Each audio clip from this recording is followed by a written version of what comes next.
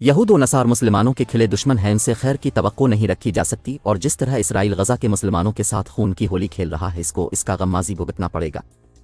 ان خیالات کا اظہار جماعت اہل سنت پاکستان کے مرکزی ناظم اعلیٰ جماعت الصالحین کے سربراہ پیر طریقت رہبر شریعت سخی لجپال میرا پیر محمد خالد سلطان القادری سروری نے شہداد پور محمدی چوک میں خلیفہ حق باہو پیر خالد سلطانی کی جانب سے عظیم الشان محفل نعت سے خطاب اور بعد ازاں میڈیا کے نمائندوں سے بات چیت کرتے ہوئے کیا۔ انہوں نے کہا کہ اقوام متحدہ و IC سلامتی کونسل کے اداروں کی خاموشی ایک لمحہ فکریہ ہے۔ غزہ کے مسلمانوں کو، معصوم بچوں، عورتوں، بزرگوں، نوجوانوں کو شہید کیا جا رہا ہے اور ان اداروں کی مجرمانہ خاموشی مان رکھتی ہے۔ انہوں نے کہا تمام دنیا کے مسلمانوں کو متحد ہونا پڑے گا، مگر بہت سارے مسلم ممالک نے آواز نہ اٹھا کر بے غیرتی کا لبادہ اوڑھ رکھا ہے۔